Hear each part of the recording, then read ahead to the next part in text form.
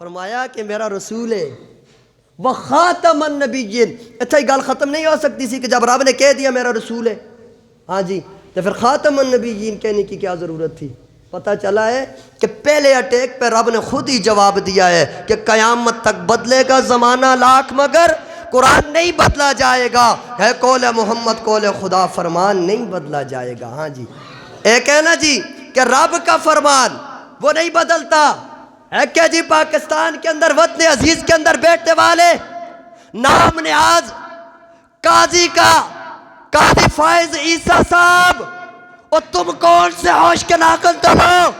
تم نبی کے اس دستور کو تبدیل کر رہے ہو وہ جس کا ذکر رب نے خود قرآن کے اندر کیا ہے.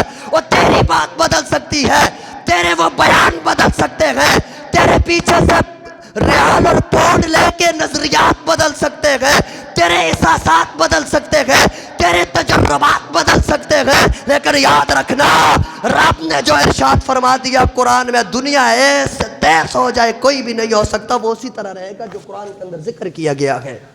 ہاں جی قاضی فائز عیسیٰ صاحب نے جو ہمارے قاضی بنے پھرتے ہیں انہوں نے جی حال ہی کے اندر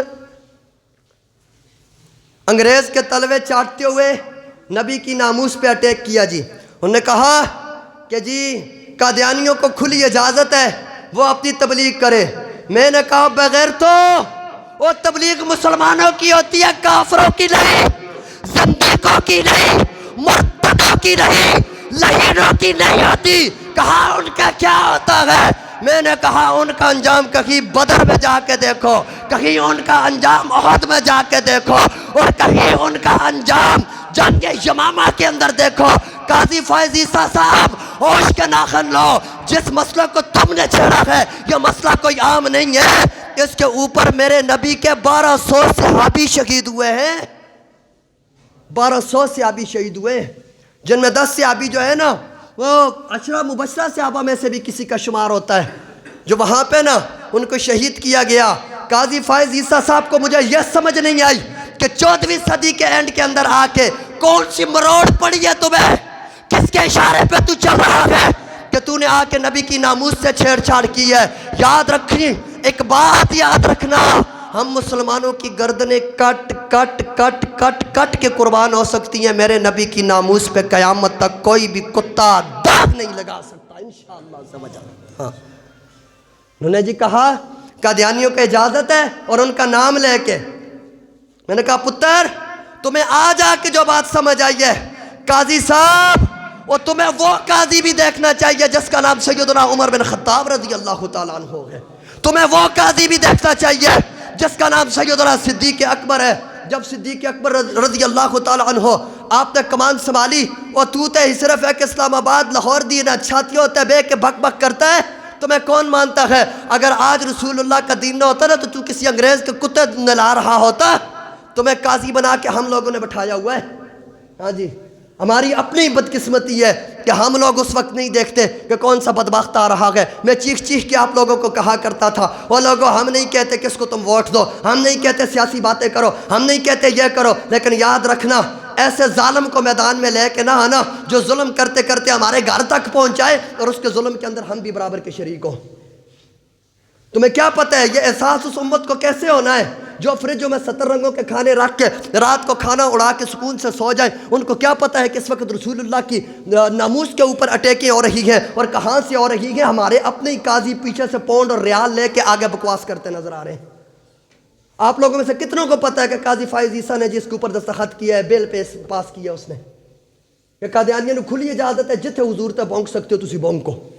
میں کیا پتر صرف تو تے کاغذ تے لکھ کے دے دیتا نا ساڑھے سینے ہو تو گزر کے اگے جانا پہے گا تو نبی دے نا تے گل کرن واسطے. ہاں مسلمان مرے کوئی نہیں. آج پورے پاکستان میں ایک ہی موضوع ہے قاضی فائز عیسیٰ. لوگوں کو تم نے نا فرقوں میں تقسیم کیا. کسی نے وابی بنا دیتا کسی نے دیوبندی بنا دیتا کسی نے جی سنی بنا دیتا وہ تسی کون ہو لیبل لان والے تو سب کچھ کر کے تو حضور دی ناموس جو تسی جی اٹیکا کر رہے ہو اور وہ مولوی جنہ داڑیاں رکھ کے بغیرتی کر رہے ہو تسی انہاں نال ملے بیٹھے ہو. لعنت ہے تمہاری ایسے داڑھی رکھنے کے اوپر تمہارے جبوں اور دستاروں کے اوپر کہ آقا کی بات تمہارے سامنے ہو. قادیانیوں کو آقا کی ناموس پہ بھونکنے کی اجازت دی جائے اور تم بیٹھ کے وہاں پہ جی ان کے تلوے چاٹ رہے ہو. ہم لعنت بھیجتے ہیں ایسوں پر. اعلیٰ حضرت نے 1400 سال پہلے کی تاریخ کو دہرا کے بتایا. کیا آپ نے کہا؟ تیرے ٹکڑوں پہ پلے غیر کی ٹھوکر پہ نہ ڈال, جھڑکیاں کھائے کہاں چھوڑ کے صدقہ تیرا. کدو تک تسی نہ حکمران تھلے لگ کے کھاؤ گے؟ ہاں جی, ایک نے ایک دن تے اے ممبر تواڈے کولوں پوچھے گا, ایک نے ایک دن تے مصلا تواڈے کولوں پوچھے گا, پترو اکھ بند ہون دی دیر ہے, لگ پتہ جائے گا کہ تسا دین دے نال کنیاں بدماشیاں کیتیاں, تسا دین دا حق کیویں ادا کیتا, کتے تسا لوگاں نو دیکھ کے دین نو بدنام کیتا, کتے تسا دی مسجداں دی کمیٹیاں نو دیکھ کے دین نو چھپایا, کتے تسا پیسے لے کے دین نو چھپایا, کتے تسا اپنی خانقاہاں بچانے ہویا دین نو چھپایا.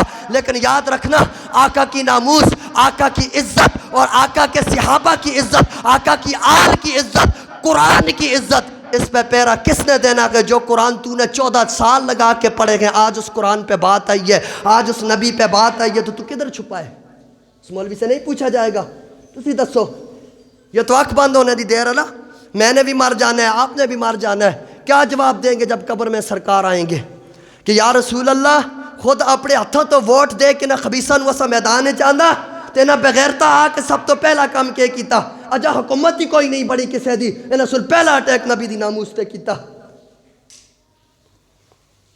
نہ کوئی شرم ہے نہ کوئی حیا ہے, پہلا اٹیک نبی کی ناموس پہ کیا. وہ مسلمانوں, وہ جنہوں نے کلمہ پڑھا ہے نا, آج ہمارے نبی پہ بات ہوئی ہے اور ان کو اجازتیں دی جا رہی ہیں. میں کیا فائز عیسیٰ صاحب, جو دین تمہیں آج آ کے سمجھ آیا ہے وہ 1400 سال پہلے صدیق اکبر کو سمجھ نہیں آیا تھا, وہ عمر فاروق کو سمجھ نہیں آیا تھا. صدیق اکبر نے ایک بنا ہوا اپنا قانون توڑ دیا. جب صدیق اکبر مسند پہ آپ حاضر